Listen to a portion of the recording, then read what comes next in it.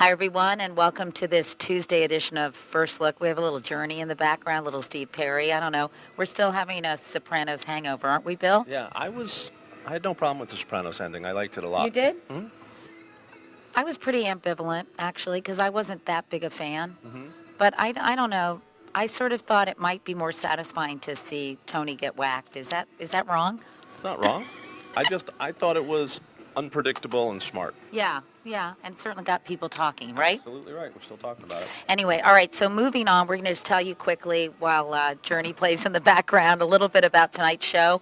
Mr. Bush goes to Washington, specifically to Capitol Hill, to lobby for his immigration bill, which is really critical to his legacy and to the remaining years of his administration, and he's fighting like all get out to get it passed. I think the most interesting story in tonight's broadcast is this controversy at Camp Lejeune in North Carolina about the drinking water that has apparently, allegedly, affected some 800 people, more than 800 people, right? Families, that's right. From 1957 to 1987, it was revealed today up on the Hill that the toxicity of the water, the drinking water, the water that was used by the families of Marines at Camp Lejeune, was 40 times higher than what would normally be considered safe. 40 times. There's any number of illnesses. Cancers, for example, that many families feel can be directly related to this contaminated water. It went on for decades and decades. It's amazing. And so it's sort of an Aaron Brockovich in North Carolina.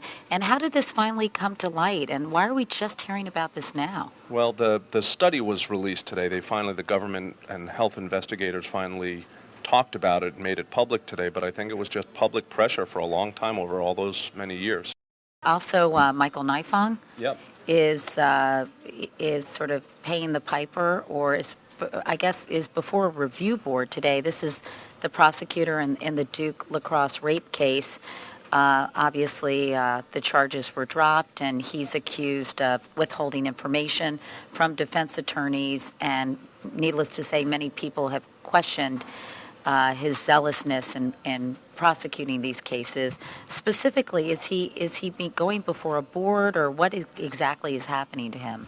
It's a trial that is going to see whether he withheld evidence or acted in an unethical way in bringing those charges. We're also going to do a piece on a new diet drug. The FDA is deciding whether Acomplia, as it's marketed in Great Britain, will it be available in this country.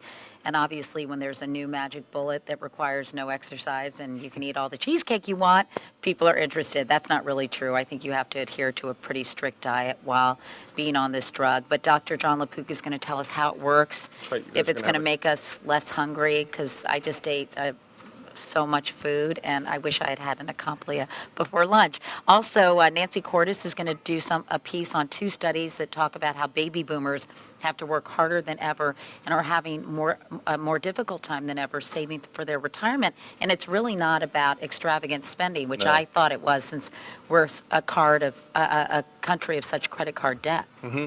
It's mostly looking at just families, median income families, who have to work longer these days, and because we're living longer, you have health care issues and home prices. There's any number of things that contribute to the fact that people are sort of running out of money in their old age. And two studies that we've been waiting on are coming out today. Nancy's going to take a look at that. And then our end piece is a story that's affecting a lot of the country, mostly on the eastern seaboard and a little bit of the middle of the country.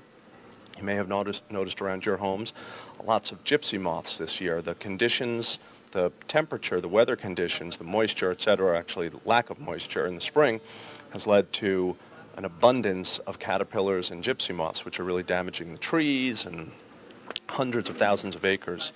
And it's quite a problem. And it's a real big problem in New Jersey. And Michelle Miller is there for us. That's going to be our end piece. I think this is maybe the longest first look in First Look history. What do you think? I think you did a bang-up job, and we're both chewing Wrigley spearmint gum, and I think we're hiding that fact very well. Don't you think so? My mother would be so disappointed. Me too. But anyway, thanks for listening to us on First Look, and hopefully you'll watch tonight on the CBS Evening News. See you later. Thanks, Bill. Think we could run Kelly and Regis off TV? No. Really? No.